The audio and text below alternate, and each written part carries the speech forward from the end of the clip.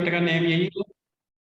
हाँ, चैप्टर का नाम है सिमुलेशन और आपके मॉड्यूल में 4.6 अभी हम 4th यूनिट उठा चुके हैं ना, स्टडी नोट 4 भी बोलते हैं जिसको, वो उठा चुके हैं। और सिमुलेशन का क्वेश्चन हर बार एग्जाम में आता है, ये आपके सीएमए इंटर और सीएमए फाइनल दोनों का फेवरेट है। ठीक है, तो इस चैप्टर को ध्यान से करके जाना, इजी चैप्टर है और श्योर आता है और काफी बड़ा मतलब कि काफी बड़ा क्वेश्चन इसका आता है, बट इजी होता है। आप इसको छोड़िएगा नहीं तो लॉस में रहेंगे। ठीक है, तो व्हाट इज कितने मार्क्स का चैप्टर है? ये देखो, मार्क्स ऐसा कुछ नहीं होता, ये 8 मार्क्स का आ जाए 12 मार्क्स का आ जाए, पर आता जरूर है। ठीक है, सिमुलेशन क्या है? इट इज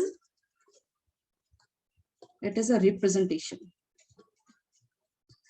मैं क्या लिख रही हूँ? रिप्रेजेंटेशन। री का मतलब दोबारा, presentation of a reality.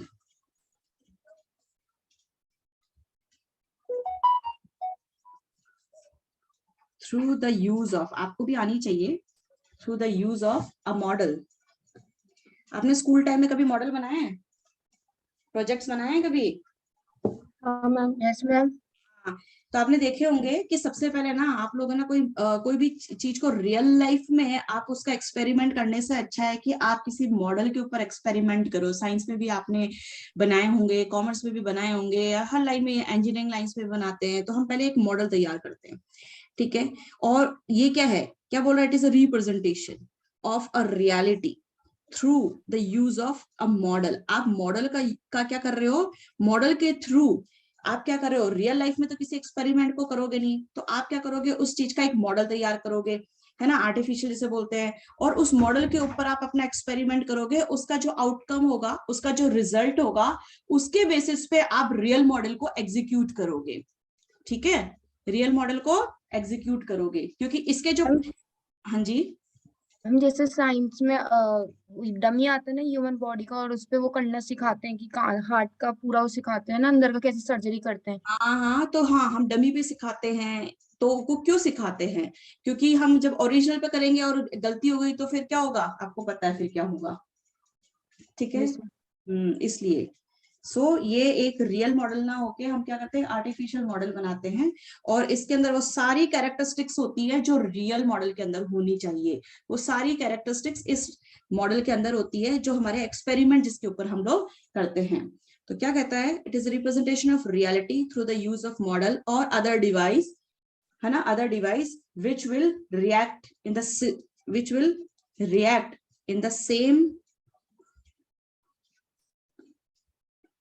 The same manner as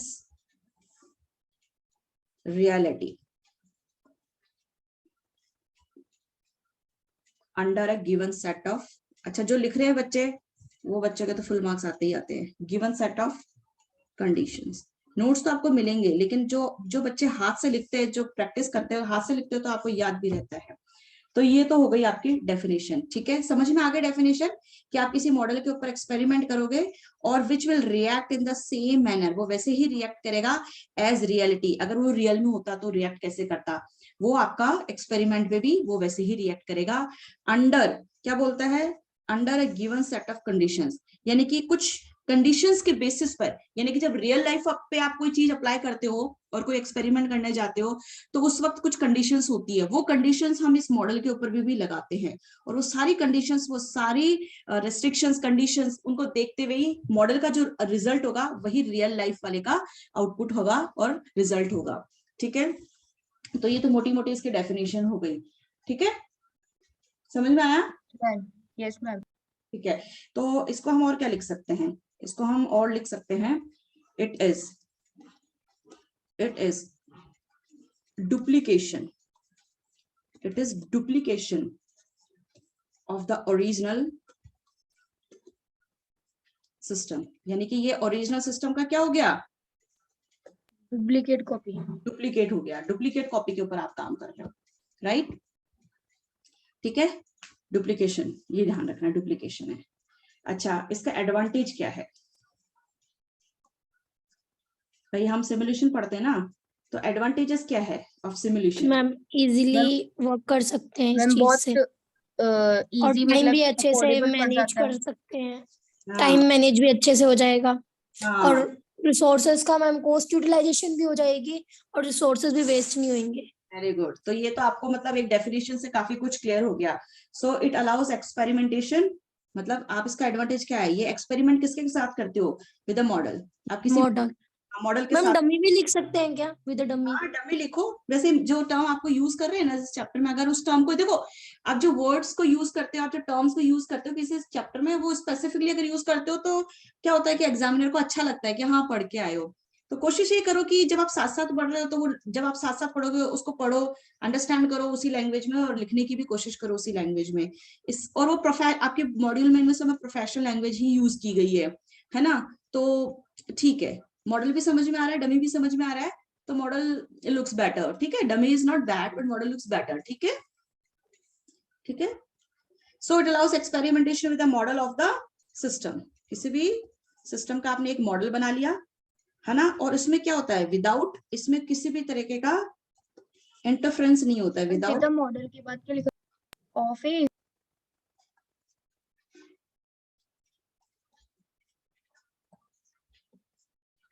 क्या कहता है, समझ में आया इस लाइन का मतलब? मैम ये मॉडल के बाद क्या लिखा, इफ या हाँ, ये कह रहा है experimentation with the model of the system. ठीक है, किसी सिस्टम का क्या है, एक मॉडल है, ऑफ एनी सिस्टम, किसी भी सिस्टम का एक मॉडल बनाते हो और उसके साथ में आप एक्सपेरिमेंट करते हो। ठीक है, मैं स्क्रॉल कर दो एक बार, ऊपर करो स्क्रॉल, हाँ मैम बस। लिख लो बच्चों, जो लिखेगा डेफिनेटली ही विल प्रॉफिट, है ना, उसको फायदा ही रहेगा। मैं एक बार वापस समझा दो ना। वापस क्या समझाना है, देखो इसमें तो बहुत इजी है।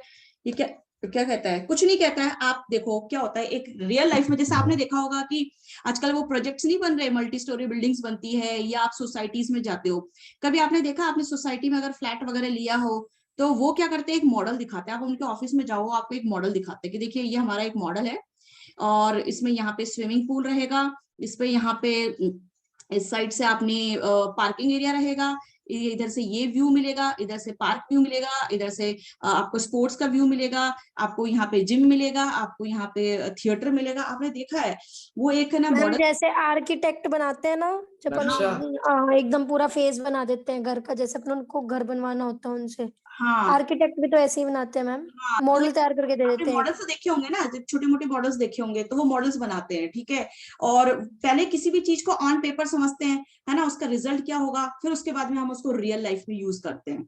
ठीक है, तो हमने ओरिजिनल सिस्टम का क्या करा, डुप्लीकेशन करा, यानी कि मान लो ऐसे समझ लो कि दो चीजें, एक ओरिजिनल है, एक हमने क्या बना, डुप्लीकेट बनाया, तो डुप्लीकेट के ऊपर ही हम क्या करते हैं, सारे अपने एक्सपेरिमेंट्स करते हैं। ठीक है, so it is a duplication. और ऊपर डेफिनेशन है, ऊपर तो डेफिनेशन है ना, इसमें क्या है, it is representation of reality. Reality का रिप्रेजेंटेशन करा, किस फॉर्म में करा, मॉडल के फॉर्म में करा। फिर इस मॉडल को ही आपने क्या करा, इसके ऊपर सारे एक्सपेरिमेंट्स करे और इसके रिजल्ट्स देखे। अगर रिजल्ट्स कैसे आएंगे, जो रियल लाइफ का जो मॉडल होता है, रियल मॉडल होता है, उसके ऊपर जो रिजल्ट्स आएंगे वही रिजल्ट्स फिर आप इसके ऊपर आने वाले हैं। तो आपने इसके ऊपर पहले ट्राई करा। आप बताओ, अगर आप पहले ही रियल लाइफ के अंदर कोई काम चालू कर दोगे एक्सपेरिमेंट करे बिना, तो फिर जो आपकी, अगर आप वो फेल हो जाता है वो प्रोजेक्ट, तो फिर आपका क्या मैम होगा, उससे हमारे डैमेजेस भी अगर बाई चांस हो तो हम बच सकते हाँ आपको फिर हैं। से कॉस्ट बहुत ज्यादा नहीं आएगी, आपको कॉस्ट ज्यादा आएगी, नहीं आएगी क्या? मैम इफेक्टिवली एफिशिएंटली काम हो जाएगा ना इससे, हाँ दोनों चीज से। हाँ, और इसमें क्या है, आपका जो मैनेजमेंट है, मैनेजमेंट कैन फोरसी, वो क्या कर सकता है, फोरसी का मतलब होता है भविष्य को देखना, भविष्य कर सकता है मैम, फ्यूचर भविष्य को देख प्रेडिक्शन सकता कर है, सकता है। foresee the difficulties, he can foresee the difficulties and bottleneck। bottleneck का मतलब मैं बाद में बताऊंगी आपको। bottlenecks which may come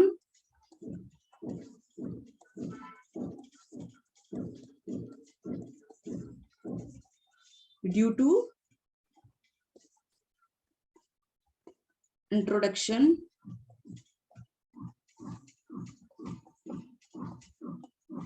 new machines या न्यू इक्विपमेंट, और कोई प्रोसेस जो होता है फैक्ट्री के अंदर या ऑफिस के अंदर।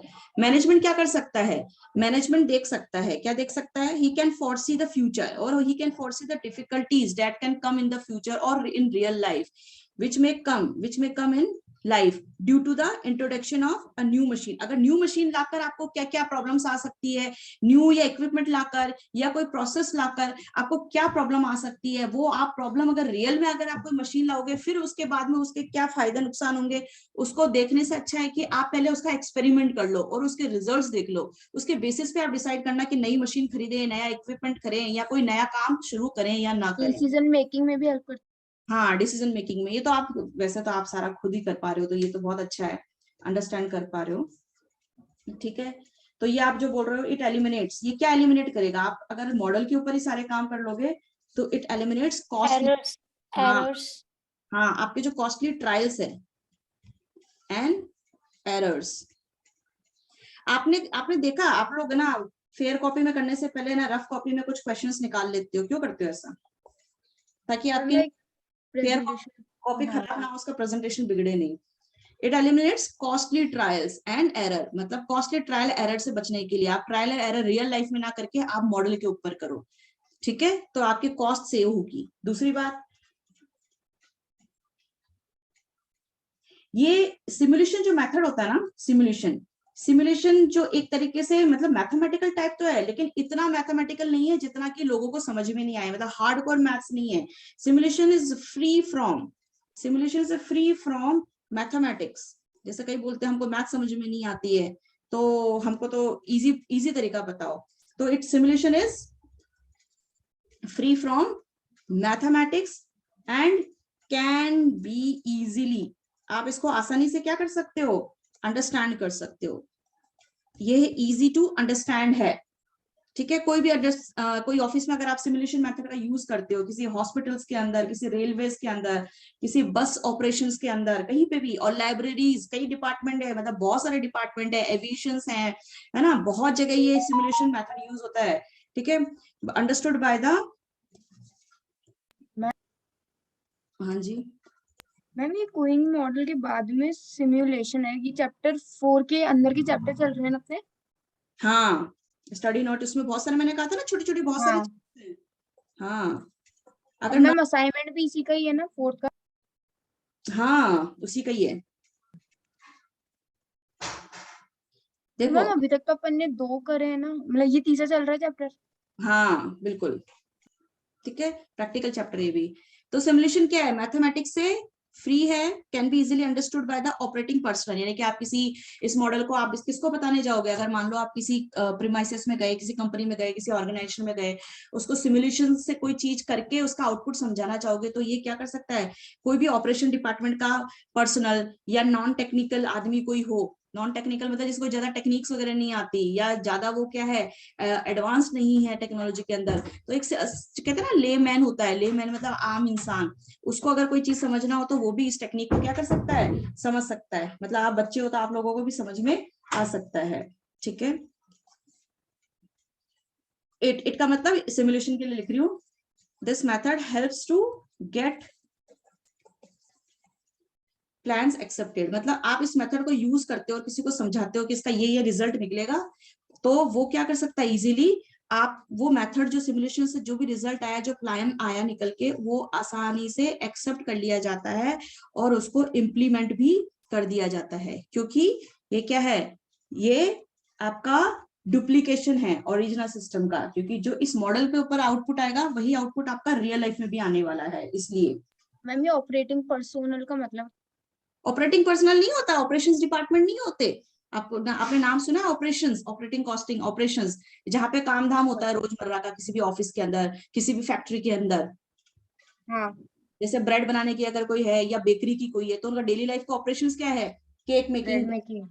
तो वो आपका ऑपरेशंस है, मतलब आपका डेली रूटीन का कौन किस टाइप का जॉब है ऑफिस का, अच्छा या मतलब दोनों टाइप के लोग समझ सकते हैं, जो समझ सकते टेक्निकल हैं। उसमें भी हैं और जो नॉन टेक्निकल है वो भी, है ना। हाँ, नॉन टेक्निकल ऑपरेटिंग मतलब आम आदमी भी इसको समझ सकता है। ओके। ठीक है, और ये क्या है, ये इस तरीके के जो मॉडल्स होते हैं ये बहुत फ्लेक्सिबल होते हैं, कि अगर कल को कोई इसके एक्सपेरिमेंट करते करते कोई इफ्स बट्स निकल के आए, तो आप इसी के अंदर ना क्या कर सकते हो, चेंजेस कर सकते हो और अपना रिजल्ट देख सकते हो। So these models are flexible, ऐसा नहीं एक बार इस मॉडल को बना दिया तो इस मॉडल को चेंज नहीं कर सकते, क्योंकि रियल लाइफ के मॉडल को चेंज करोगे तो आपके बत्ती गुम हो जाएगी, ठीक है, या बत्ती गुल हो जाएगी। लेकिन अगर आप मॉडल के ऊपर कोई एक्सपेरिमेंट करना हो तो उस मॉडल को चेंज करके आप नया आउटपुट निकाल सकते हो, नया रिजल्ट निकाल सकते हो ना, ठीक है। एंड कैन बी मॉडिफाई, इसको आप मॉडिफाई भी कर सकते हो। मॉडिफाई कैसे कर सकते हो? Can be modify according to, convenience. हाँ, according to dynamic changes, dynamic, dynamic, हाँ डायनामिक। डायनेमिक और चेंजिंग भी लिख सकते हैं, बिल्कुल सही बोल रहे हो। क्योंकि आपको पता है डेली आपका कितना कट थ्रॉट कंपटीशन है, एनवायरनमेंट चेंज हो रहा है, नीड्स चेंज हो रही है, टेक्नोलॉजी चेंज हो रही है, उसके हिसाब से मार्केट में डिमांड चेंज हो जाती है, रोज नए मॉडल्स आ जाते हैं, जैसे कारों के आ जाते हैं, कंप्यूटर्स के आ जाते हैं, इलेक्ट्रॉनिक्स में कितने चेंजेस होते हैं, ठीक है। तो आप देखते हो उसके अकॉर्डिंग अगर आपको कोई मशीन डिजाइन करवानी है तो उसका मॉडल डिजाइन करवा लो, ठीक है। और मॉडल में भी अगर नई, आज जैसे कल आपने एक मॉडल बनाया और आज कुछ नया टेक्निक आ गया मार्केट के अंदर, तो उस मॉडल को ही आप चेंज करके अपने रिजल्ट्स निकाल सकते हो, ठीक है। कोई मशीन के ऊपर आप कोई मशीन खरीदना चाहते थे, उस मशीन का एक मॉडल बनाया, उसका एक्सपेरिमेंट करा, उसका जो रिजल्ट आया, ठीक है, और आज कोई नई टेक्नोलॉजी आ गई, उसको इस मॉडल में ही आप क्या कर दो, इंट्रोड्यूस करके और रिजल्ट्स देख लो अपने, ठीक है। तो इजी है ना, अभी तक तो इजी है, it is easy to use. ये क्या है? इजी टू यूज है एंड क्वाइट सुपीरियर। और किससे अच्छा है? Quite superior to mathematics, superior to mathematical analysis,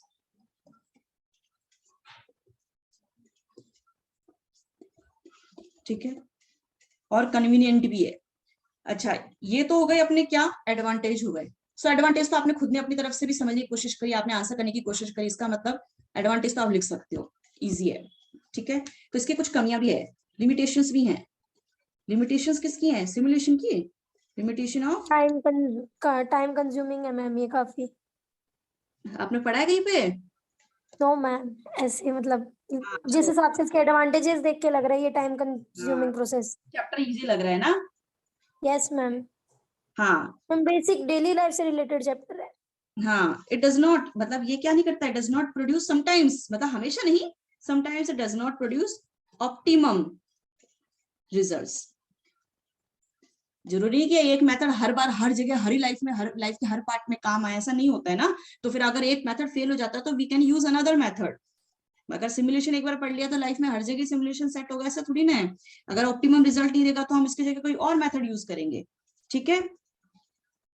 ma'am ये जो ऊपर पॉइंट है quite superior to the mathematical analysis, यानी ज्यादा इजी टू यूज है और quite superior to the mathematical analysis. आप मैथ्स के अंदर एनालिसिस करते हो वो कॉम्प्लिकेटेड लगता है, अगर कोई चीज है उसको एल्जेब्रिक फॉर्म में सॉल्व करके फिर उसका एनालिसिस करना ज्यादा इजी है, या ये अभी सिमुलेशन अभी प्रैक्टिकल करेंगे, आप देखना कितना इजी है उसको अंडरस्टैंड करना, उसको सॉल्व करना। ये चैप्टर बहुत इजी है।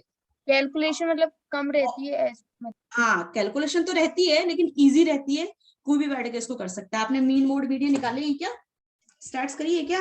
हाँ मैम, फाउंडेशन पे भी तो थी, कैसा प्लस था में वो करने में? कैसा था वो करने में? इजी है। हाँ, तो उस पैटर्न में ही चलता है, मैं नहीं कहती वही वही सब होता है, लेकिन आपने अगर वो आपको अगर अच्छा लगा हो तो ये भी लिखेगा, ठीक है। आप लिख रहे हैं मेरे साथ साथ तो अच्छी बात है। तो it sometimes it does not produce optimum result as model deals with uncertainties, क्योंकि साथ साथ क्या चलती रहती है, हर चीज के साथ में अनसर्टेनिटीज चलती रहती है। हर चीज की अनसर्टेनिटी का मतलब कोई भी चीज निश्चित नहीं है, कोई भी चीज श्योर नहीं है, तो इसके कारण ऑप्टिमम रिजल्ट हर बार निकले ऐसा जरूरी नहीं है, ठीक है। समटाइम्स इट बिकम्स कॉस्टली, कई बार मॉडल को तैयार करना है, कई बार इसको खुद को कैलकुलेट करना या इससे कोई मेथड, इस मेथड से सॉल्यूशन देखना कॉस्टली हो जाता है और टाइम कंज्यूमिंग भी हो जाता है, तो हम इस मेथड को फिर यूज नहीं करते हैं, ठीक है। ये तो अपने दो लिमिटेशंस मैंने लिखा दी, बहुत सारे हो सकते हैं लेकिन मैंने अभी दो लिखाए हैं आपको मोटा मोटा। स्क्रॉल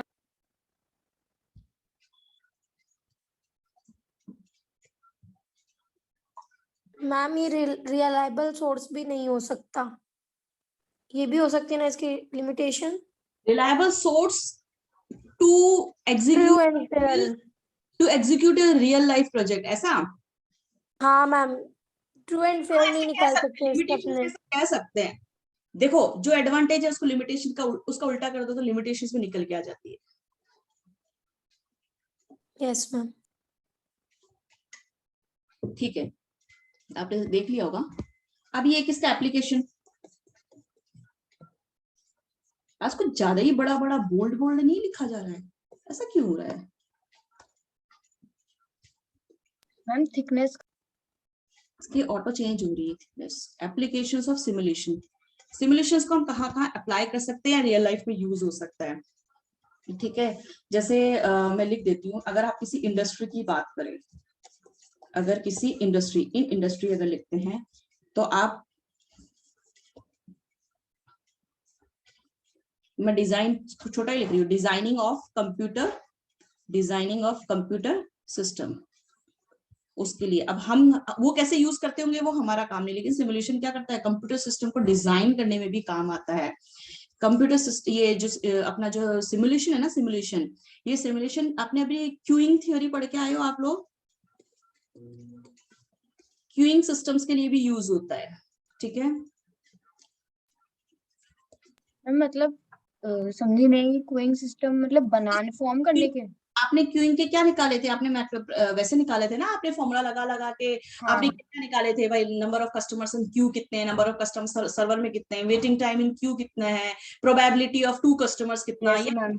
हाँ, तो आप तो ऐसे फॉर्मूला लगा लगा के कर रहे हो, लेकिन सिमुलेशन क्या होता है, आप कंप्यूटर में प्रोग्राम रन करके भी आप क्या कर सकते हो, क्यूइंग के आंसर्स निकाल सकते हो। ठीक है, ये सिखाओगे, ये है कितने क्यूइंग सिस्टम का डिजाइन? इसका एक क्वेश्चन है, मैं करवा दूंगी कि भाई सिमुलेशन जो है क्यूइंग को फाइंड आउट करने में सिमुलेशन कैसे यूज कर रहे हैं। ठीक है,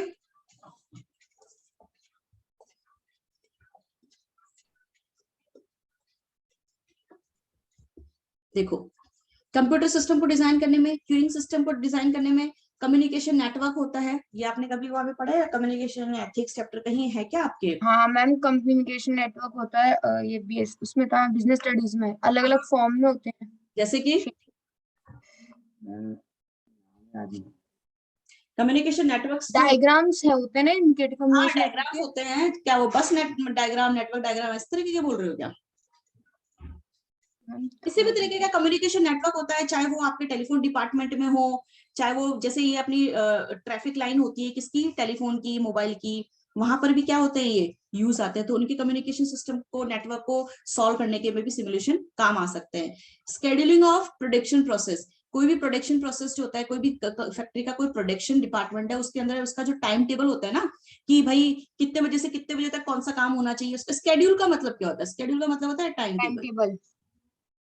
स्केड्यूल, इसको शेड्यूल ना बोलिए आप बच्चों, ये शेड्यूल नहीं है, इसका प्रॉपर प्रोनाउंसिएशन जो है स्केड्यूलिंग है, या स्केड्यूल, शेड्यूल, स्केड्यूल, शेड्यूल नहीं स्केड्यूल। ठीक है, शेड्यूल होता है मैम। जी जी बिल्कुल। ठीक है, तो ये मैंने आपको इसका बड़ा बड़ा नाम ही लिखा है आपके यहाँ पर।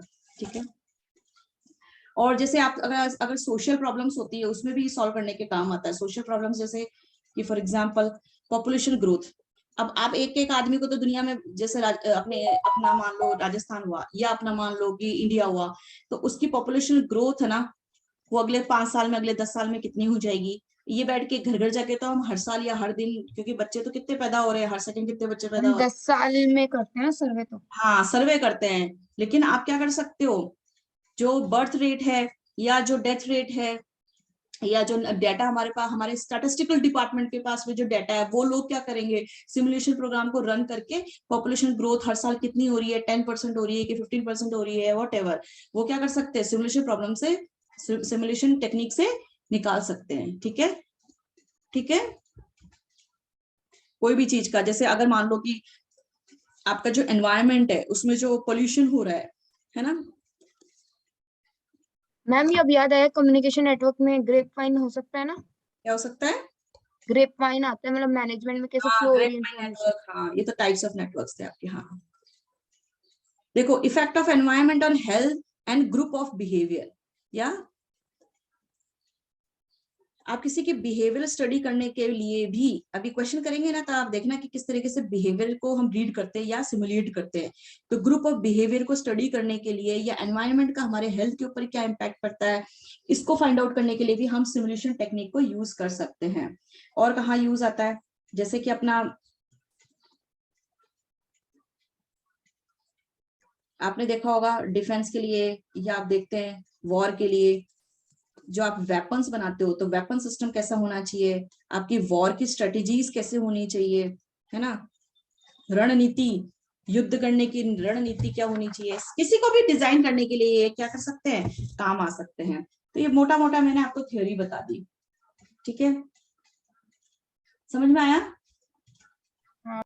अब हाँ मैं मैम। मैं बस अब मैं देखो ये स्केड्यूलिंग, किसी भी तरीके की स्केड्यूलिंग हो, चाहे वो एयरक्राफ्ट की स्केड्यूलिंग हो, ठीक है, जैसे टेलीफोन ट्रैफिक, मैंने आपको पहले भी बताया था, टेलीफोन ट्रैफिक,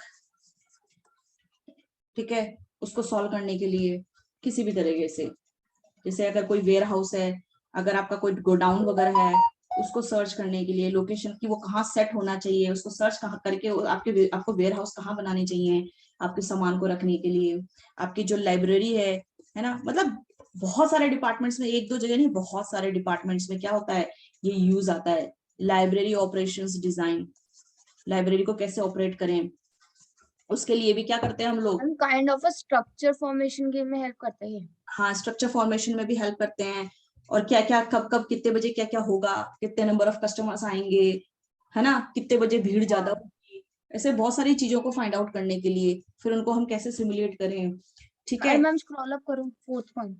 हाँ हाँ, ये लो ये लो ये लो,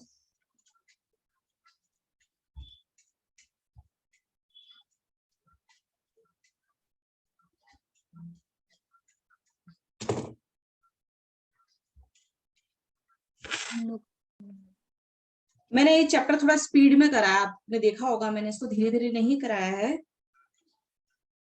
लेकिन आप इस वीडियो को दोबारा देख के थोड़ा सा धीरे मैम धीरे, अपना ना ये कब तक कंप्लीट हो जाएगा कोर्स? ये कोर्स तो मैं करवा दूंगी बेटा। मैम मार्च चल रहा है, मार्च मतलब खत्म ही होने वाला है। आपकी आवाज से मैं नाम ही नहीं समझी, नाम बताओ। आर्ची, मैं मार्च ही बोल रही हूँ।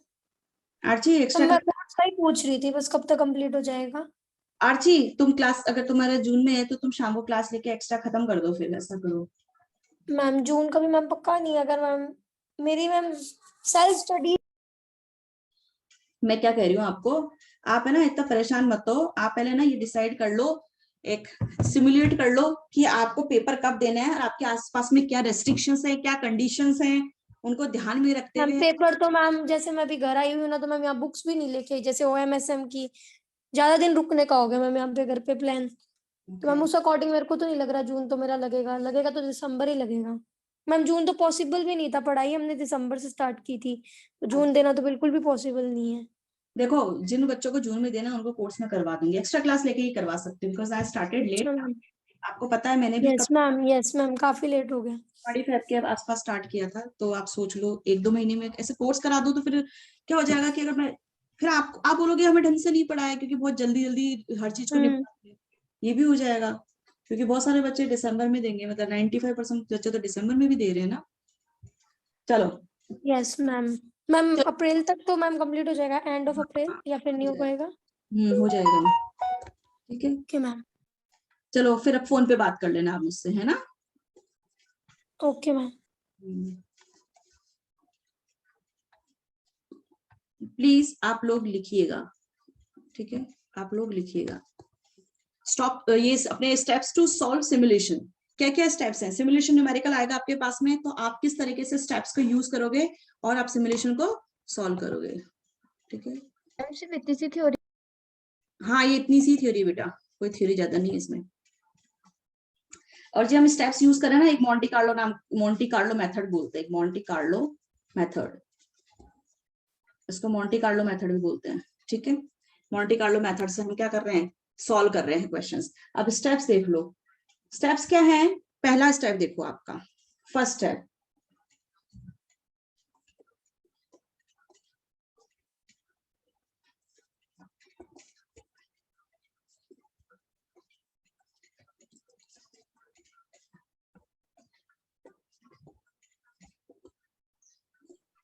मैम मोंटे कार्लो है इसका नाम।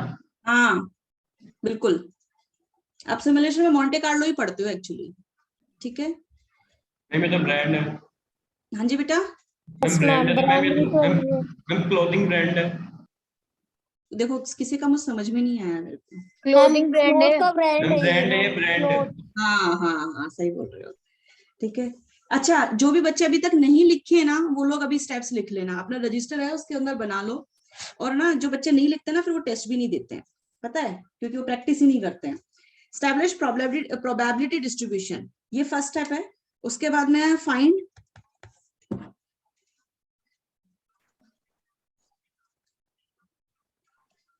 Cumulative probability distribution. थर्ड है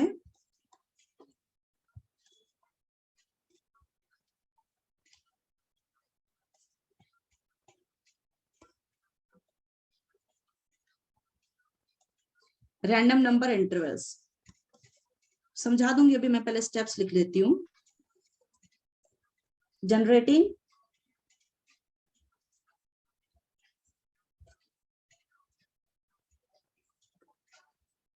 रैंडम नंबर्स, और फिफ्थ है लास्ट,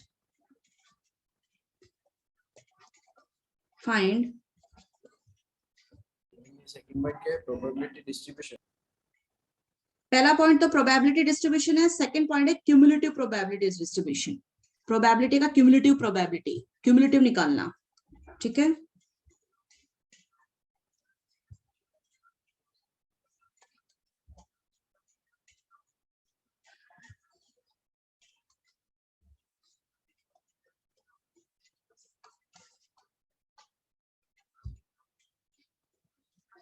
मतलब ये 4 स्टेप्स हैं,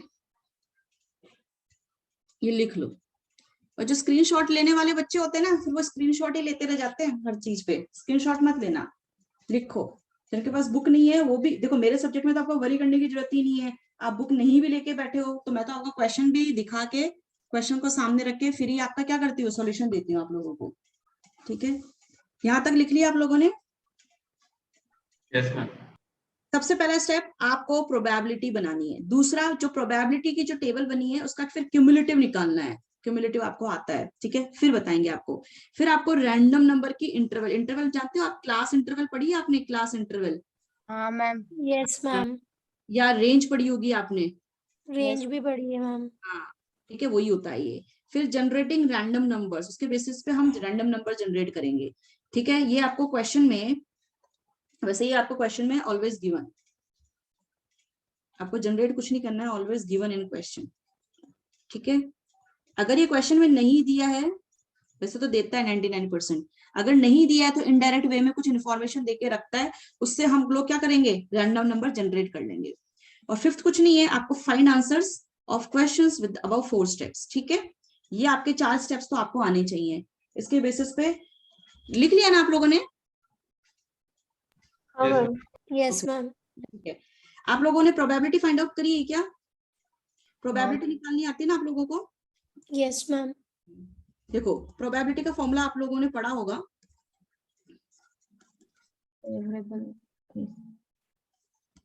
number of favourable outcome upon total outcomes. हाँ,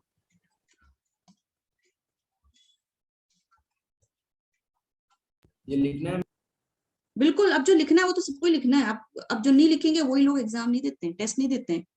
फिर तो चाहे आपका कोई सा अटेम्प्ट हो बेटा, सबको लिखना है। प्रोबेबिलिटी निकालने का फॉर्मूला क्या होता है कि जो टोटल आउटकम्स होते हैं ऊपर फेवरेबल आउटकम। जैसे आपने कॉइन अगर फ्लिप किया, कोई कॉइन उछाला है ना, तो आपको पता है कि क्या आएगा, या तो हेड आएगा या टेल आएगा, पता है ना? तो टोटल आउटकम क्या है? हेड। 1/2। और उसमें से हम बोले कि हेड आने की प्रोबेबिलिटी कितनी है, तो 2 में से एक चांस तो क्या है? 1/2। 1/2 आएगा, हाफ 50%। हाँ, 50%। 1/2 को आप 0.5 लिखते हैं, मतलब आता है आप लोगों को, है ना? Yes ma'am. चलिए, सो मैं आपको एक क्वेश्चन पे लेके चलती हूँ, क्योंकि मैं धीरे धीरे करके टाइम वेस्ट नहीं करना चाहती। ये स्टेप्स लिख लिए तो I will open another page. देखिए, so this is your question and this like simulation comes every year, in every attempt. ये देख लो, ऑलमोस्ट। अगर किसी अटेम्प्ट में नहीं आए तो कोई बात नहीं लेकिन अगर आए तो आपके फुल स्कोर करने के चांसेस बढ़ जाते हैं। और ये फाइनल में भी फुल स्कोर करने के चांसेस, मतलब फाइनल में भी यही चैप्टर। मैम मॉड्यूल का क्वेश्चन? मॉड्यूल का क्वेश्चन नहीं दिया मैंने पहले, ओके। ठीक है? आप पहले ये क्वेश्चन देखो क्या बोलता है। Doctor strong he is strong because he is making you guys strong, taking out of your illness. ठीक है. Dr. Strong, a dentist, schedules all his patients for 30 minutes appointment. क्या करते हैं, डेंटिस्ट है, ठीक है, वो एक स्केड्यूलिंग, तो हमने कहा भाई जो आपका सिमुलेशन होता है वो स्केड्यूलिंग में काम आता है. मैंने बोला स्केड्यूलिंग जानते हो? हाँ मैम, टाइम टेबल बनाना. Time table. हाँ, तो ये क्या कर रहे हैं अपने, देखो ये अपने क्लिनिक में अप्लाई करेंगे सिमुलेशन मेथड को. ठीक है, अब ये कहते हैं कि ये हर पेशेंट को 30 मिनट्स का अपॉइंटमेंट देते हैं. 30 मिनट्स का, कि 30 मिनट्स का अपॉइंटमेंट देने का मतलब क्या, अभी आगे देखते हैं.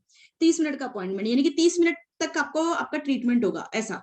सम of the patients take more or less than 30 minutes. अब किसी पेशेंट को 30 मिनट से कम लग जाए, है ना, और किसी पेशेंट को 30 मिनट से थोड़ा ज्यादा भी लग सकता है, more or less than 30 minutes, depending on the type of dental work to be done. अब आपने किस तरीके के दांतों का ट्रीटमेंट लेने जा रहे हो. The following table shows the summary of the various categories of work. Their probability is given. उनकी probability भी given है. And time actually needed to complete the work. क्या कहता है वो आगे देखते हैं. बस इतना बात है कि डॉक्टर हर किसी को बोलता है कि 30 मिनट्स के लिए आपको आना है. ठीक है, आप 30 मिनट्स निकालिए और हमारे क्लिनिक में आ जाइए. ठीक है, आपको 30 मिनट्स तो लगेंगे लगेंगे. अब क्या कहता है, ये आपका सिमुलेशन प्रॉब्लम. Category filling. अगर आप दांतों में आप फिलिंग करवाते हो, दांतों में कोई क्या हो जाता है कहीं पे किसी भी गैप हो जाता है. में गैप, तो वो कोई मसाला भरवाना. कुछ भरते हैं, फिलिंग करते हैं. सो टाइम रिक्वायर्ड बोल रहा है कि अगर दांतों की फिलिंग कराओगे तो 45 मिनट्स का टाइम लगेगा. तो आपने देखा 30 और 30 मिनट से ज्यादा या कम लग सकता, तो यहाँ पे इस फिलिंग वाले को 45 मिनट्स का टाइम लगेगा डेंटिस्ट को फिलिंग करने में. प्रोबेबिलिटी ऑफ कैटेगरी, यानी कि इस फिलिंग वाली जो कैटेगरी है इसके अंदर इस तरीके की जो कैटेगरी के जो लोग हैं उसके आने के चांसेस क्या है, 0.4. यानी कि आप इसको क्या 40%. 40%. 40% भी बोल सकते हो, क्योंकि 0.4 को अगर आपको परसेंटेज में बदलना है तो यू विल से 40%. ठीक है. क्राउन जानते हो आप लोगों के दांतों पे क्राउन लगेगा, कैप लगेगी, ऐसा सुना है कभी? हाँ हाँ मैम. मैम. तो उस पेशेंट को 60 मिनट लगेगा. कोई क्राउनिंग का काम कराने आ रहा है तो उसको 60 मिनट्स लगेगा डॉक्टर को उसकी क्राउन लगाने में. और ऐसे जो पेशेंट आ सकते हैं वो 15% पेशेंट 3%. हैं डॉक्टर के पास में. क्लीनिंग आप जानते हो, स्केलिंग भी बोलते हैं. क्लीनिंग करवाने जाते हो, दांतों का पीलापन हटाना, Yes, जिसको ma'am. उसमें 15 मिनट्स लगेंगे डॉक्टर को. That takes less time. ऐसे पेशेंट्स आने के 15% चांसेस है. बोला probability of category and this is the category. So ये इसको ये बोल रहा है कि इस तरीके की कैटेगरी के लोग आने के कितने % चांसेस. चांसेस में. ठीक है. एक्सट्रैक्शन मतलब दांत का निकलवाना, जैसे बोलते हैं एक्सट्रैक्ट करना, दांत को निकलवाना. कहते हैं ना कि दाढ़ निकलवाने गए थे आज, हम आपने लोगों को सुना होगा, दांत निकलवाना पड़ा, ये दांत टूट गया था किसी एक्सीडेंट से, या कई बार आपके खराब हो जाते हैं दांत तो निकलवाना पड़ता है. उसमें 45 मिनट लगेगा. ऐसे जो पेशेंट है वो 10% आएंगे. चेकअप मतलब नॉर्मल रूटीन चेकअप किसी भी तरीके का डॉक्टर बोलता है रिविजिट करिएगा, आप 1 हफ्ते बाद आना, आप चेकअप करा लेना, या फर्स्ट टाइम चेकअप कराना हो चाहे कैसा भी, उसमें ऐसे 15 मिनट्स लगेंगे चेकअप में. ये सिंपल प्रोसीजर है. ऐसे 20% आपके पेशेंट आ सकते हैं. फिर क्या कहता है, simulate the dentist for 4 hours. तो ये बोल रहा है कि आपको क्या है, कोई क्लिनिक है, उस क्लिनिक में 4 घंटे के लिए आपको एक सिमुलेशन बनाना है, यानी कि एक टाइम टेबल बनाना है उस डॉक्टर के लिए 4 घंटे का. 4 घंटे का. And determine the average waiting time for the patients as well as the idleness of the doctor. आपको क्या डिटरमिन करना है या क्या फाइंड आउट करना है कि ना पेशेंट को कितना टाइम वेट करना पड़ेगा, और डॉक्टर का आइडलनेस, डॉक्टर कितना खाली रहता है या कितना बिजी रहता है, डॉक्टर का आइडल टाइम जो है या खाली कितनी देर बैठता है डॉक्टर. हम दोनों आएंगे, बिजी और हाँ, दोनों निकालेंगे. यहाँ पे वेटिंग टाइम ऑफ पेशेंट्स में निकालेंगे कि पेशेंट्स को कितना टाइम. नहीं, आइडलनेस में फ्री भी और बिजी दोनों. नहीं बिजी नहीं, फ्री. अगर उसने फ्री टाइम बोला तो बिजी टाइम निकाल के अपना टाइम वेस्ट नहीं करेंगे. ठीक है. Assume that all the patients show up at the clinic exactly at their scheduled arrival time. मतलब जितने भी पेशेंट्स हैं सभी के सभी पेशेंट्स को जो टाइम दिया गया था क्लिनिक में आने का, एग्जैक्टली उसी टाइम पे वो लोग अराइव कर जाते हैं. यानी कि इफ्स बट्स कुछ नहीं, बिल्कुल पंक्चुअलिटी के साथ में पेशेंट्स आते हैं जितने टाइम पे उनको बुलाया गया. और स्टार्टिंग एट 8 AM, 8 बजे सुबह क्लिनिक स्टार्ट हो जाएगा. Use the following random numbers. अब आपको रैंडम नंबर यूज करना है for handling the above problem. 40, 82, 11, 34, 25 कितने, 1, 2, 3, 4, 5, 6, 7, 8. ये आपके पास में ऐसे 8 नंबर हैं. इनके लिए आपको क्या करना है, इन प्रॉब्लम को हैंडल करना है या यूज द, इसके लिए सिमुलेशन बनाना है। कैसे सिमुलेशन, एक मिनट रुको बेटा, एक मिनट। आपकी नेक्स्ट क्लास कौन सी है? लो की मैं लॉ। अच्छा, फिर मैम ने मेरे यहाँ से साइन आउट हो गया। एक मिनट रुको ना।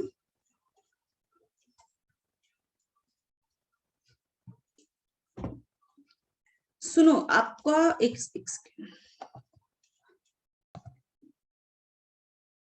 तो मेन बात क्या ध्यान रखनी है, 30 मिनट का सबको टाइम दिया गया है और आपको स्केड्यूलिंग 4 घंटे के लिए करनी है, 4 घंटे की स्केड्यूलिंग करनी है, ठीक है। और निकालना क्या है आपको, 2 चीजें निकालनी है, waiting time for the patients और ये आइडलनेस ऑफ द डॉक्टर, ठीक है। अब आपको क्वेश्चन के स्टेप्स मैंने आपको बताए थे, वो उस हिसाब से ध्यान में रखते हुए हम करेंगे, ठीक है। क्वेश्चन के स्टेप्स आप लोगों को याद है ना, क्वेश्चन के स्टेप्स ये देखो, याद है आप लोगों को? सबसे पहले आपको क्या करना पड़ेगा, प्रोबेबिलिटी डिस्ट्रीब्यूशन जो है वो बनाना पड़ेगा। सबसे पहले प्रोबेबिलिटी डिस्ट्रीब्यूशन, और सेकंड स्टेप पे क्या है, क्यूमुलेटिव प्रोबेबिलिटी डिस्ट्रीब्यूशन, ठीक है। और थर्ड क्या है, रैंडम नंबर इंटरवल्स, और फोर्थ जनरेट रैंडम नंबर्स, ठीक है। चलिए इनको ध्यान में रखते हुए हम स्टेप्स करेंगे, ठीक है।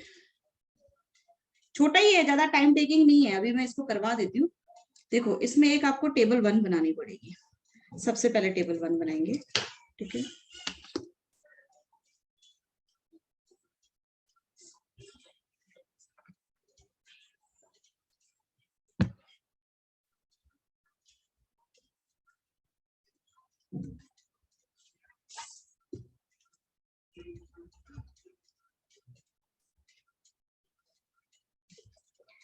देखिए टेबल 1 में सबसे पहले टाइप लिखेंगे। टाइप क्या है अपनी, एक तो अपनी टाइप है फिलिंग, कोई जो है आपके फिलिंग करवाने आएगा। सबसे पहले देखो यहाँ पे फिलिंग, फिर ये कैटेगरी क्राउन, क्लीनिंग, एक्सट्रैक्शन और चेकअप। ये मैं जो कैटेगरीज है, ये टाइप्स है, ये कैटेगरीज है, ये मैं लिख रही हूँ, ठीक है। तो सबसे पहले हमारी हो गई फिलिंग, फिर अपना मैं शॉर्ट पे लिख देती हूँ, फिर उसके बाद में क्लीनिंग,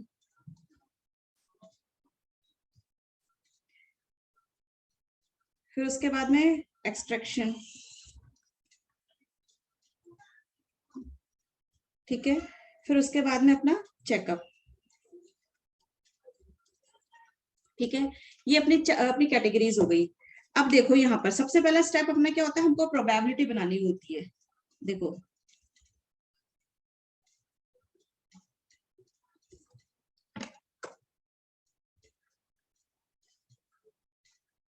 प्रोबेबिलिटी बनानी पड़ेगी, एक कॉलम। सेकंड स्टेप हमारे क्यूमुलेटिव प्रोबेबिलिटी का है, हम इसमें क्यूमुलेटिव प्रोबेबिलिटी बनाने वाले हैं, ठीक है। और फिर अपना स्टेप आएगा रैंडम नंबर, थर्ड स्टेप,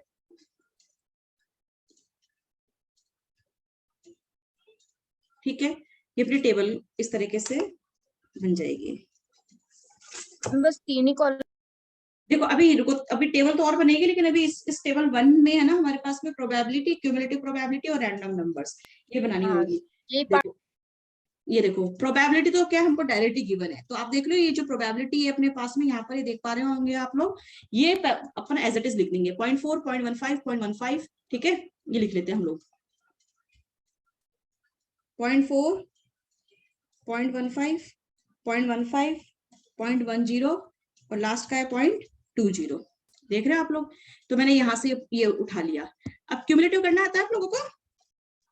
हाँ मैम, प्लस करते जाएंगे, पहले तो हाँ। 0.4, तो पहले तो ये वाला जो होता है पहले वाले में क्यूमुलेटिव में इसको 0.4 को एज इट इज लिख दीजिए। फिर इस 0.4 में ये नेक्स्ट नंबर होगा, ये ऐड करेंगे तो कितना हो जाएगा अपना 0.4। 0.55. इस 0.5 में ये, हाँ इसमें ये ऐड किया 0.70, 0.70, ठीक है। फिर 0.70 में 0.10 ऐड किया 0.80, और 0.80 में 0.20 ऐड किया तो क्या हो जाएगा, ठीक है। यहाँ तक तो किसी को दिक्कत ही नहीं है। तो प्रोबेबिलिटी का क्यूमुलेटिव प्रोबेबिलिटी तो निकालनी आती है कि पहला वाला एज इट इज होता है, सेकंड वाले में क्या होता है इन 2 नंबर का टोटल हो जाता है, थर्ड वाले में क्या होता है इन 3 का टोटल हो जाता है, फिर ये थर्ड वाला आ जाता है ना, फोर्थ में क्या होता है इन 4 का, फिफ्थ में क्या होता है इन 5 का टोटल, और इन इसका ये जो टोटल आता है और इसका ये जो टोटल आता है ये क्या होता है, सेम ही होता है। और प्रोबेबिलिटी कभी भी 1 से बड़ी नहीं होती है ना? ठीक है, अब देखो मैं आपको पेन चेंज करके बताती हूँ इसमें।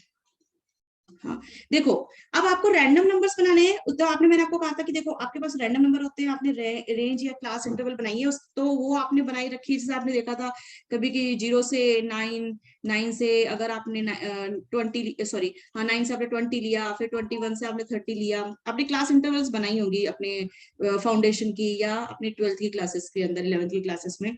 तो अब देखो यहाँ पर हम क्या करेंगे, ये जो अपना क्यूमुलेटिव वाला जो होता है ना, क्यूमुलेटिव, ये क्यूमुलेटिव प्रोबेबिलिटी की हेल्प से रैंडम नंबर्स का क्लास इंटरवल बनाएंगे। कैसे बनाएंगे? आप हमेशा स्टार्ट करेंगे, आप हमेशा स्टार्ट करेंगे 0 0 से, ठीक है, और लिखेंगे कहां तक, ये जो पहला वाला जो आपका क्यूमुलेटिव प्रोबेबिलिटी ना, ये जो क्यूमुलेटिव प्रोबेबिलिटी है, ये क्यूमुलेटिव प्रोबेबिलिटी ही रैंडम नंबर्स को क्रिएट करने में, रैंडम नंबर्स के रेंज क्रिएट करने में आपको मदद करेगी। तो आप 0 0 से स्टार्ट करेंगे और लिखेंगे कहां तक, रेंज आप लिखेंगे। अगर यहाँ 0.40 है, अच्छा यहाँ पे जब हम रैंडम नंबर्स लिखेंगे तो हम डेसिमल्स को इग्नोर मानते हुए यहाँ पे अपनी क्लास इंटरवल बनाएंगे। फिर से बोल रही हूँ, क्यूमुलेटिव प्रोबेबिलिटी की हेल्प से रैंडम नंबर्स बनेंगे और यहाँ पे डेसिमल्स को इग्नोर करते हुए आप इनको ऐसे समझिए कि 2 डिजिट्स नंबर लिखे हुए हैं सिंपली, ठीक है। और उसकी फिर यहाँ पे हम बनाते, देखो 0.4 है तो आप समझो 40 लिखा हुआ है, तो आप इससे एक कम ले लीजिए, तो आप ले लीजिए 39, ठीक है। जब नेक्स्ट क्लास लेंगे, यहाँ पे 40 था ना, ऐसे समझो 40 था, तो यहाँ पे हमको क्या लिखना पड़ेगा 39। नेक्स्ट क्लास लेंगे, वो 39 यहाँ खत्म किया तो स्टार्ट करोगे 40 से, जस्ट एक नंबर नेक्स्ट से, और क्लास इंटरवल क्या बनेगी आपका, ये क्लास देखो यहाँ पर क्या है, तो जो ये मैंने तो इंक्लूसिव सीरीज बना रहे। हाँ जी बिल्कुल, तो ये आपका क्या हो जाएगा, यहाँ पे एक नंबर कम, इससे एक नंबर कम, जैसे यहाँ 40 था से एक नंबर कम क्या हो गया 39। लोअर लिमिट और अपर लिमिट देख रहे हो आप, लोअर लिमिट हमने 0 0 से स्टार्ट करके, और अपर लिमिट जो बनाई है वो इसकी देखो, इसका इससे एक कम।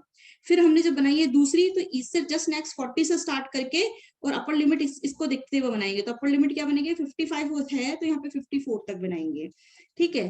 फिर यहाँ पर आएंगे तो 54 के बाद में यहाँ क्या आ जाएगा 55, और यहाँ पे क्या है 70 है, ऐसे क्या मानना है इसको 70 मानना है, तो यहाँ पे क्या आ जाएगा इससे एक कम 69, फिर यहाँ 69 आ गया तो यहाँ क्या आ जाएगा 70। अगर यहाँ पे 80 है तो इससे एक कम, तो कितना हो जाएगा 79. अगर यहाँ पे 79 है तो 80 से स्टार्ट करेंगे और कितना हो जाएगा इससे एक कम, ये 100 माना है आपने, तो इससे एक कम क्या हो जाएगा 90। हाँ, तो आप एक चीज देखिए यहाँ पे ख्याल रखें कि आप स्टार्ट तो ऐसे करेंगे और आपका एंड जो होगा वो ऐसे ही होगा, हमेशा हर बार इसी तरीके से बनेगा ऑलवेज, ठीक है। और ये आप देख पा रहे होंगे, आपने ये इजी था ना, देखो आपने कैसे किया था, ये 40 था यहाँ 40 आ गया, 55 था यहाँ 55, 70 का 70, 80 का 80 ऐसा आ गया, ठीक है। और टोटल कितना है, टोटल कितना होता है यहाँ पर अगर इन सबको नंबर माने, हाँ तो टोटल क्या एक तरीके से 100 नंबर से 0 0 को यहाँ से शुरू किया और ये 99, तो टोटल कितना है अगर सबका देखा जाए तो 100, 0 से 100, 0 से अगर आपने स्टार्ट किया 99 तक तो 100 हो गया टोटल। चलिए अब यहाँ तक तो आपको कोई प्रॉब्लम ही नहीं थी, अब यहाँ पर 1 मिनट रुकना ना, हाँ नोट कर लो, नोट कर लो आप लोग, ये लो, हमेशा 99 आएगा, ये ऑलवेज। हाँ हाँ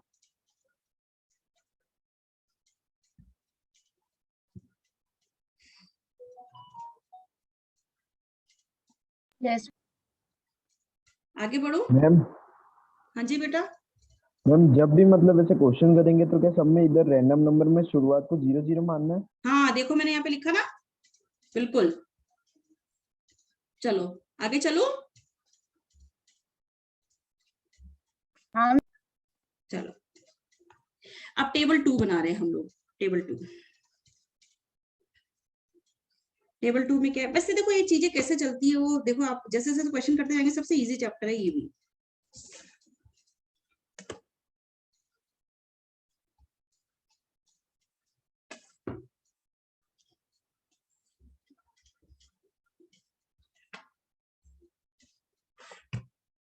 यहाँ पे आप लिख लीजिए पेशेंस, क्यों अभी बताती हूँ।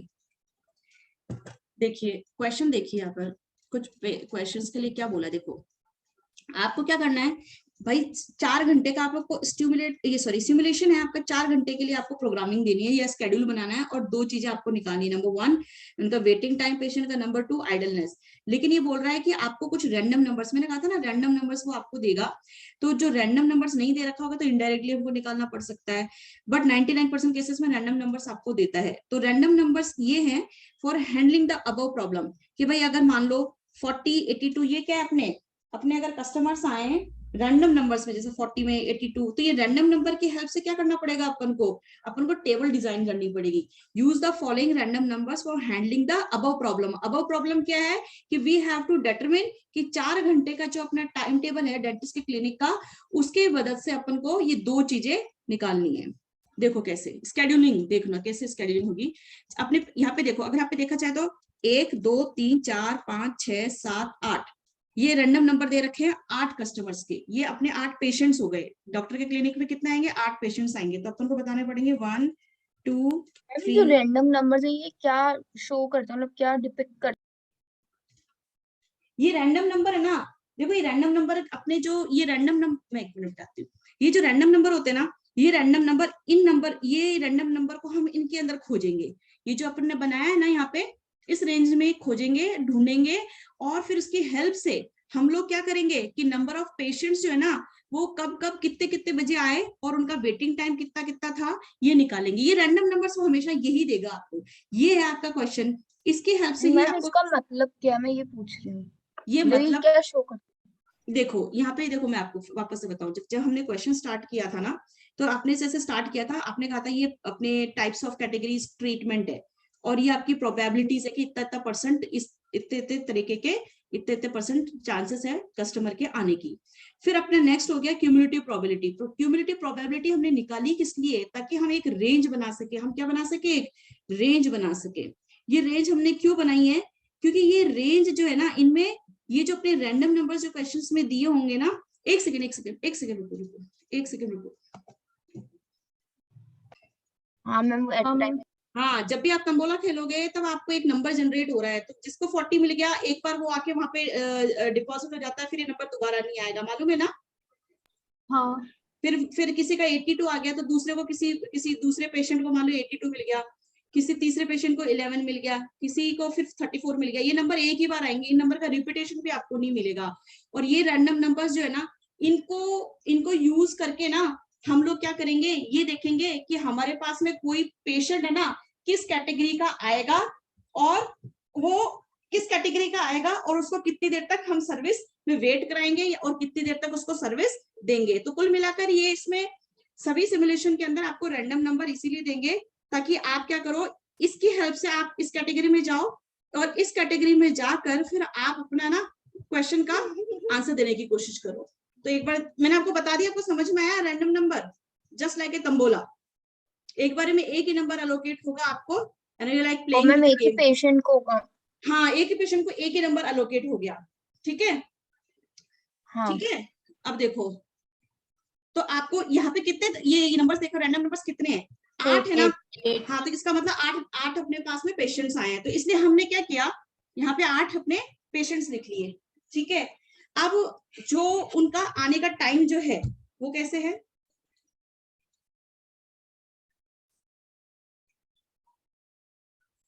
शेड्यूल। टेबलों की कुछ हेडिंग होती है, हाँ बेटा, टेबलों की कुछ हेडिंग होती है।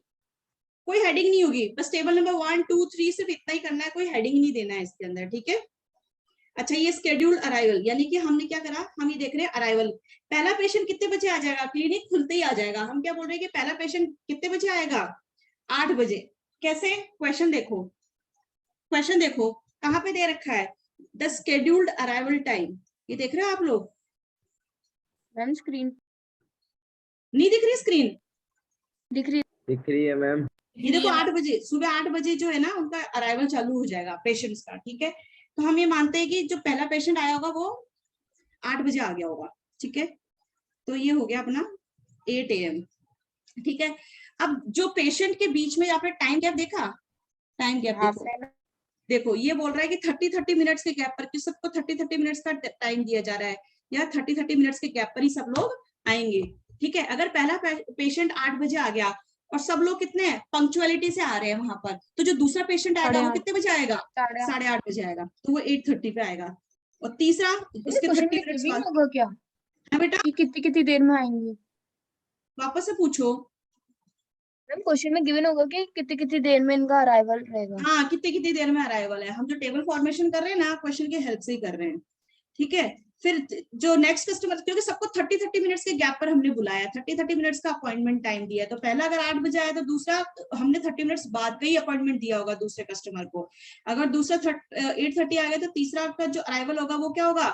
9 AM हुआ होगा, 9। है ना। फिर उसके आधे घंटे बाद में 4th हाँ। कस्टमर, फिर उसके आधे घंटे बाद में 5th कस्टमर या पेशेंट, और उसके बाद में फिर 10:30 पर अपना 6th आ जाएगा, ठीक है। फिर ये 11 पे अपना 11। और 8वां जो आएगा वो अपना 11:30 11:30 पे आ जाएगा। ये तो हो गया उनका अराइवल, ये स्केड्यूल्ड है, यानी कि ये फिक्स है, ये तो हमने टेबल ही बना रखी है, स्केड्यूल्ड अराइवल, ठीक है। ये हमारा बना रखा है।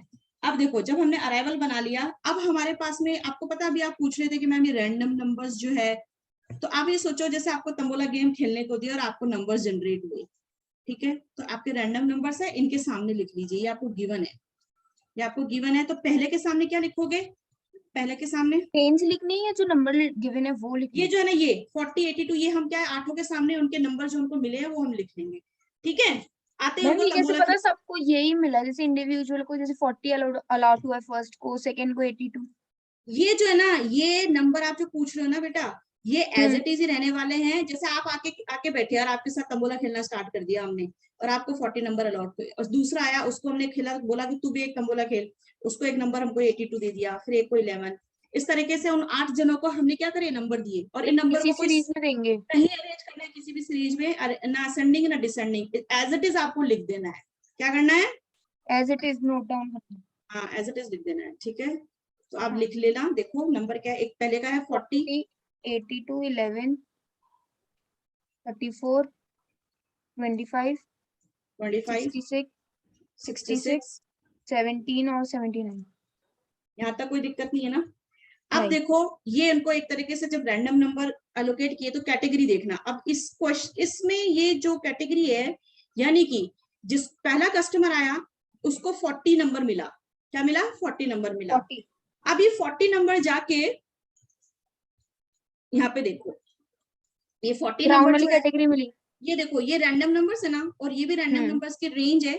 ये 40 कौन सी वाली रेंज में आता है? देखो, राउंड। है ना। तो ये जो है 40 वो यहाँ आता है ना। यानी कि अगर हाँ। 40 उसको लोकेट हुआ है, मतलब हम देखो रैंडम नंबर की हेल्प से हम अपना क्वेश्चन करने, तो यानी कि ये कौन सी सर्विस लेने के लिए आया होगा? राउंड। क्राउनिंग करवाने आया होगा, ठीक है, क्राउन लगवाने आया है, ठीक है। तो हम इसके सामने कैटेगरी क्या लिख देंगे? राउंड। क्राउन। फिर ये 82 है, 82 कौन सी कैटेगरी में आ रहा है बताओ? 82 मैम अपने ये 82 चेकअप। कौन सी रेंज में है, कौन सी क्लास इंटरवल में आ रहा है? 80 to 89। तो 82 यहाँ पे फॉल कर रहा है ना, इस रेंज में। हाँ। तो ये यहाँ पे जो सेकंड पेशेंट आया है, ये वाला, ये 82 इसको नंबर अलोकेट हुआ है ना, ये रैंडम नंबर। तो इससे कौन सी सर्विस के लिए आया होगा? मैम बताया ना चेकअप। चेकअप के लिए। तो आप इसके सामने चेकअप लिख लीजिए। थर्ड क्या अपना 11 कहाँ फॉल 11 करता है? फिलिंग में। तो इसको फिलिंग कैटेगरी में दीजिए।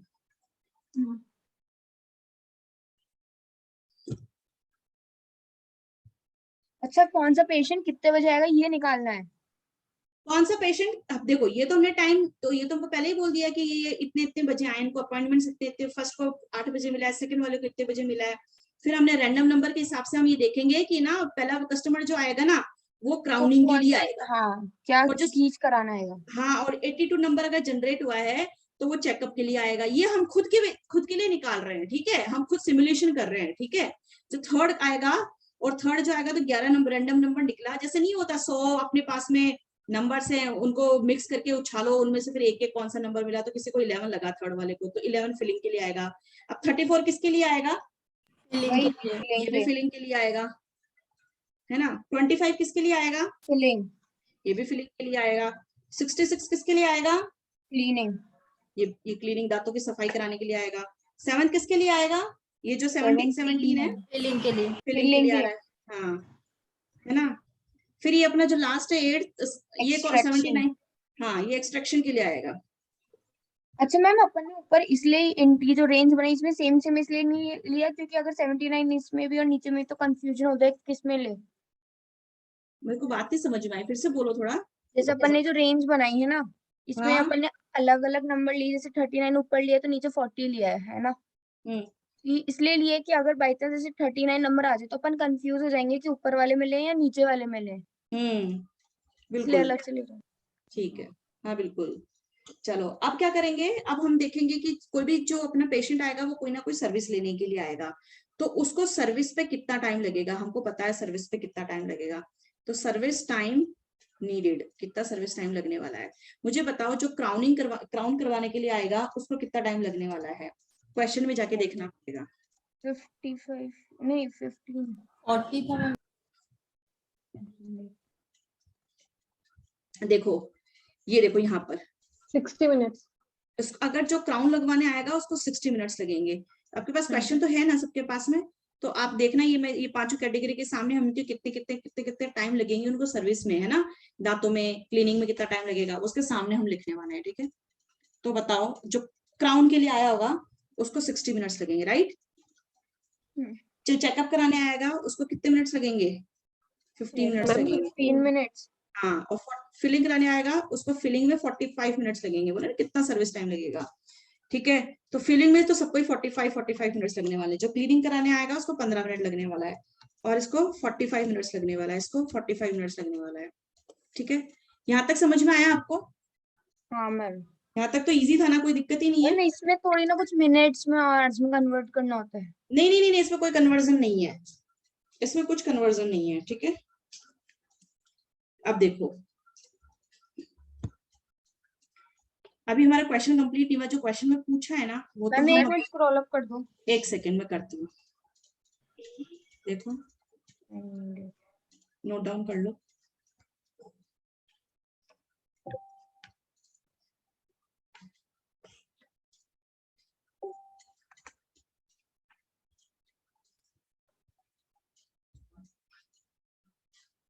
Yes ma'am.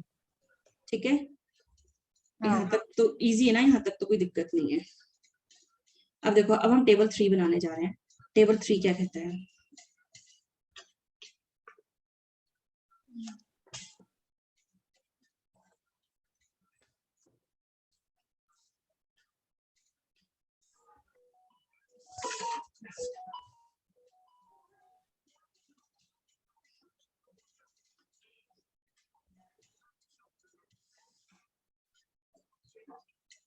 पेशेंट्स लिख रहे हैं हम दोबारा से। कितने पेशेंट्स हैं अपने, एक। अराइवल, एक में आप अराइवल लिख लीजिए, ठीक है, कि वो कितने बजे आएंगे पेशेंट, 8 बजे, दूसरा 8:30 बजे, तीसरा कितने बजे, है ना, वो आपको वो लिखना है, ठीक है। ठीक है, पहला कितने बजे आ रहा था वापस से लिखो, 8 बजे, 8:30 बजे, 9 बजे, 9:30 बजे, 10 बजे, 10:30 बजे, 11 बजे, 11:30 बजे, ठीक है। सर्विस टाइम यहाँ हम लिखेंगे, सर्विस टाइम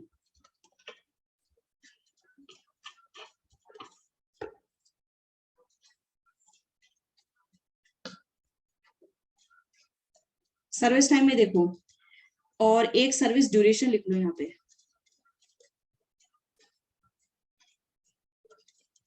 ठीक है।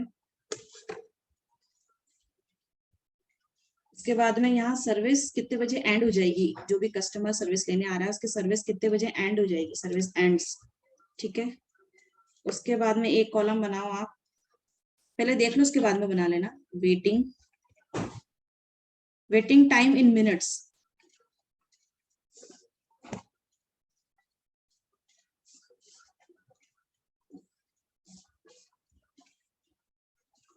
और यहाँ पे जो डॉक्टर की आइडलनेस बताया था ना, कि उसने पूछा था ना आइडलनेस, डॉक्टर कितनी देर खाली रहेगा, वो हम यहाँ निकाल लेंगे, ठीक है।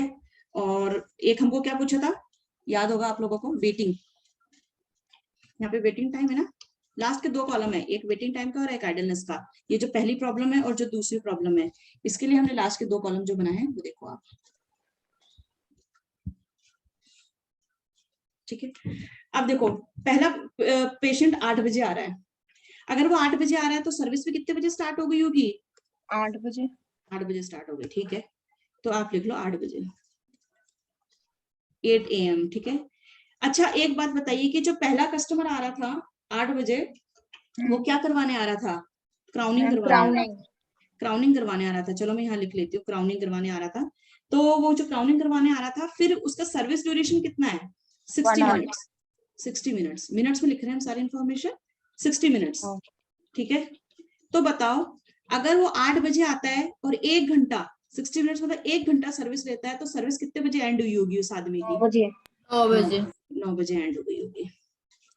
तो जो 8 बजे उसका टाइम था, 8 बजे उसकी सर्विस चालू हो गई, तो उसने वेट करा क्या? नहीं करा ना? आधे घंटे। क्यों बेटा? 8 बजे अच्छा सॉरी, नीचे वाले ने क्या कहा? 8 बजे आया और 8 बजे उसका सर्विस टाइम क्या हो गई? स्टार्ट हो गई। ये स्टार्ट लिख लो यहाँ पे, और ये सर्विस एंड टाइम, ये सर्विस स्टार्ट टाइम, ठीक है ना? हाँ मैम। ठीक है। अब डॉक्टर ने अब डॉक्टर का आइडल अभी साथ साथ लिखते हैं। देखो दूसरा कस्टमर कितने बजे आएगा? 8:30 बजे आके बैठ गया दूसरा कस्टमर, और वो क्या करवाने आया होगा? चेकिंग। क्या करवाने आया होगा? चेकअप करवाने आया है ना। जो चेकअप करवाने आता है उसको कितना मिनट लगता है? 15 मिनट लगता है। 15 मिनट। 15 मिनट लगता है, ठीक है, ये हमको पता है। उसको जो चेकअप करवाएगा उसको 15 मिनट लगेगा। मुझे ये बताओ, कैसे पता चला waiting in minute 0? Waiting in minutes in 0 भाई। 8 अराइवल, देखो अराइवल कितने बजे का है इसका? 8 बजे का है ना। और सर्विस कितने बजे स्टार्ट हो गई इसकी? 8 बजे स्टार्ट हो गई। 8 बजे आया और 8 बजे सर्विस स्टार्ट हो गई, तो उसने तो वेट ही नहीं किया, पहले कस्टमर को वेट ही नहीं करना पड़ा। ओके। दूसरा कस्टमर 8:30 बजे आया, पहले कस्टमर की, जो पहला कस्टमर है इसके सर्विस एंड कितने बजे हुई है? 9 बजे। अब एक बात बताओ कि पहला कस्टमर 9 बजे फ्री हुआ है और दूसरा कस्टमर 8:30 बजे बैठा हुआ है आके, आधे घंटे वेट पे। हाँ बिल्कुल सही बोल रहे हो, ठीक है। एक सेकेंड, कुछ दिख रहा है क्या आपको स्क्रीन पे? मैम भाई स्टार्टिंग टाइम के 9 बजे लिखेंगे। एक मिनट शिट, एक सेकेंड। हाँ बेटा, अब है ना, आप बिल्कुल सही बोल रहे हो कि जो दूसरा कस्टमर को सर्विस मिलेगी वो 9 बजे ही मिलेगी। क्यों? जो 9 बजे डॉक्टर फ्री हुआ है वो 9 बजे ही उसको सर्विस डिलीवर करना स्टार्ट करेगा, है ना। 9 बजे स्टार्ट करेगा, और 9 बजे अगर वो सर्विस स्टार्ट करेगा 15 मिनट तक उसकी चेकअप करेगा दांतों का, 15 मिनट है ना। तो वो फ्री कितने बजे होएगा डॉक्टर? 9:15। तो मुझे बताओ सेकंड कस्टमर का वेटिंग टाइम निकालना तो कैसे निकालेंगे? देखो 8:30 बजे वो आया, 30 मिनट। सर्विस 9 बजे स्टार्ट हुई, तो कितना टाइम? 30 मिनट। 30 मिनट्स।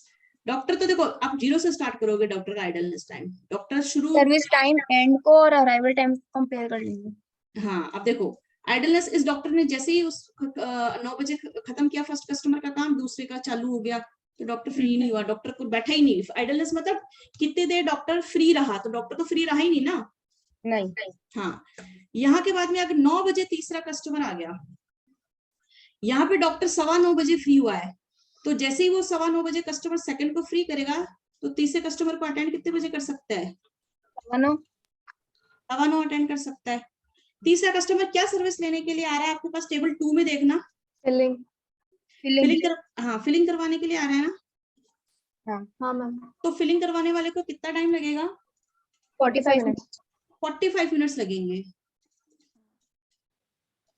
अब बताओ 9:15 में 45 मिनट्स ऐड करोगे तो सर्विस कब कितने बजे खत्म होगी? 10 बजे, ठीक है। डॉक्टर 10 बजे फ्री होगा, तो नेक्स्ट फोर्थ पेशेंट को कब अटेंड करेगा? 10 बजे ही कर सकता है। 10 बजे। तो लेकिन वो कितने बजे आके बैठा है यहाँ पर? 9:30, 30 मिनट, है ना। तो देखो इन दोनों के बीच का जो टाइम गैप है ना, वो यहाँ पे हम क्या लिखते जाएंगे? देखो यहाँ 9 बजे आया, 9:15 बजे उसकी स्टार्ट होती, 15 मिनट्स यहाँ हो गया। 9:30 बजे आके बैठा, 10 बजे उसकी सर्विस स्टार्ट हो गई, तो उसने आधा घंटा वेट किया, है ना। ठीक है।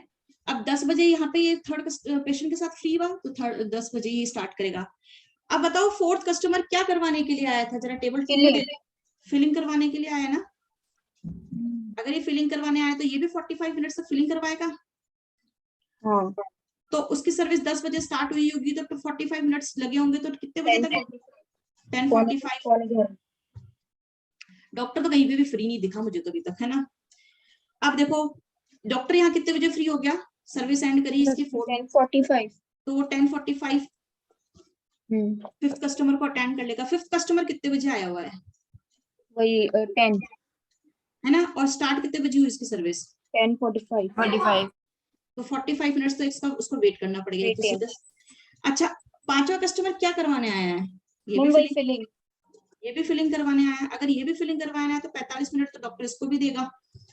तो 10:45 पे उसने स्टार्ट किया, 45 मिनट बाद में घड़ी भी क्या टाइम हो जाएगा? 11:30। 11:30। 11:30। डॉक्टर तो फ्री नहीं रहा। डॉक्टर का टाइम क्या है? 0 मिनट भी, 0 मिनट मतलब आइडलनेस क्या है, 1 मिनट भी वो फ्री नहीं रहा। ठीक है, अब बताओ यहाँ पे फिफ्थ कस्टमर को उसने 11:30 पे निपटा दिया, तो 11:30 पे ही वो नेक्स्ट कस्टमर को अटेंड करेगा। और वो कितने बजे आके बैठा था? देखो 10:30। 10:30 बजे आके बैठा। कितनी देर तक उसने वेट किया? 60 मिनट। 60 मिनट। हाँ, तो यहाँ 60 मिनट्स लिख देते हैं। बताओ सिक्स्थ कस्टमर क्या सर्विस लेने के लिए आया है? क्लीनिंग। क्लीनिंग करवाने आया है। हाँ, तो क्लीनिंग में कितना मिनट लगता है? 15 मिनट। तो यहाँ कितना टाइम हो जाएगा? 11:45। डॉक्टर तो थोड़ी देर भी नहीं बैठा। 11:45 पे फ्री हुआ तो 11:45 पे वो 7वें कस्टमर को अटेंड करने जाएगा। फिर हम ब्रेक नहीं लेते। देखो ये 11 बजे आके बैठा है, 11:45। बताओ मैंने कुछ गलती करी है क्या? क्या बोल रहे हो? कुछ हुआ क्या? क्या बोल रहे हो आप? मैम बोल रही थी ब्रेक का नहीं होता है क्या इसमें? तेज बोलो, आवाज नहीं आई। क्या बोल रहे हो? मैम ब्रेक का होता है क्या कुछ? ब्रेक का कुछ नहीं है इसमें, ऐसा कुछ भी नहीं बोल रखा है। ब्रेक होता तो वो बोलता क्वेश्चन में, क्वेश्चन में कुछ नहीं बोल रखा है तो कंटिन्यूस सर्विस दे रहा है वो। जब तक क्वेश्चन ना कहे हमको अपनी तरफ से कुछ करना नहीं है। ठीक है, अब देखो यहाँ 11:45 पे फ्री होगी, 11:45 पे सर्विस स्टार्ट कर दी। ये 11 o'clock पे आ गया था, तो इसने कितना मिनट वेट किया? 45 मिनट। क्या करवाने आया है ये? 7th कस्टमर को देखो, फिलिंग।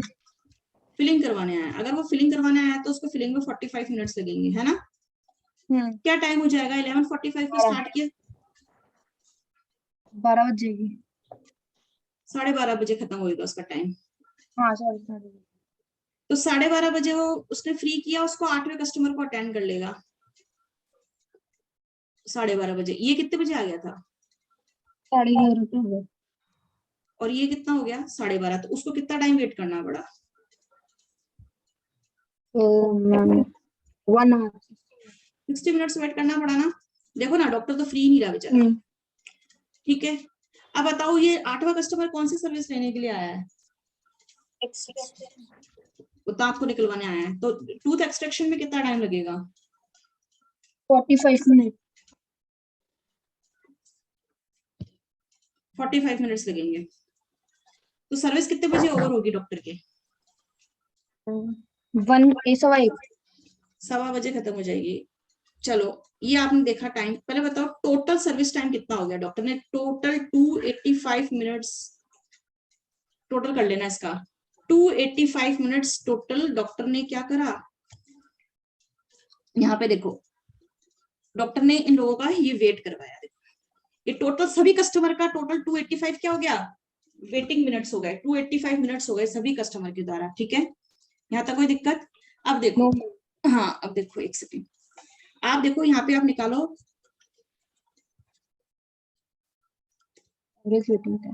Average waiting time. कितने कस्टमर्स पेशेंट्स हमने हमारे पास? 285 पेशेंट्स। 8 पेशेंट्स के ऊपर टोटल वेटिंग टाइम 285 मिनट्स रहा। तो ये क्या हो जाएगा? डिवाइड कर लो कैलकुलेटर पे। 35.625। ये आया है अपना कि ऑन एन एवरेज 35 मिनट्स, मतलब सब किसी को कम किसी को ज्यादा करना पड़ा। जब एवरेज निकाला तो 35 मिनट सबके हिस्से आ गया, ऐसा मान लो। चाहे किसी को कितना भी इंतजार करना पड़ा कम ज्यादा, लेकिन ऑन एन एवरेज अगर हम देखें तो कितना आ गया? ये वेटिंग टाइम आ गया। हाँ, 35.625 मिनट पर पेशेंट आ जाएगा, मिनट्स पर पेशेंट। ठीक है, अब वो एक चीज पूछता, आइडलनेस का क्या पूछता है क्या कोई Asleep. आइडल है? नहीं कोई नहीं, आइडलनेस? नहीं। आइडल, हाँ आइडलनेस तो क्या है यहाँ पे, 0 है, ठीक है 0 मिनट्स, उसने 1 मिनट भी टाइम क्या नहीं करा, खराब नहीं किया, ठीक है। क्वेश्चन ओवर हो गया है, इतना ही है ये। इसमें जो आपको क्वेश्चन पूछा था, अभी मैं लिखने को टाइम दे देती हूँ आपको। हाँ बस ये कुछ नहीं है, आपको कोई केस दे रहा है, उस केस के अकॉर्डिंग आपने ये अपनी प्रोबेबिलिटीज देखी, फिर आपने क्यूमुलेटिव प्रोबेबिलिटी बना ली, ठीक है। क्यूमुलेटिव प्रोबेबिलिटी बनाने के बाद में आपने रैंडम नंबर्स बनाए, फिर क्वेश्चन में आपको हमेशा रैंडम नंबर्स देगा, उनको इन कैटेगरी में सर्च करना है, हमेशा ये काम आपको हमेशा ही करना है। टेबल 1 इसी तरीके से बनाएंगे, ठीक है। उसके बाद में अपना प्रोसीजर देखो कि आपको पूछा क्या है, वो हम फिर क्वेश्चन को उस हिसाब से ढूंढने लग जाएंगे और कैलकुलेट करने लग जाएंगे, ठीक है। ये आज यही क्वेश्चन 2 जो है मैं आपको कल कराऊंगी, ठीक है। मैम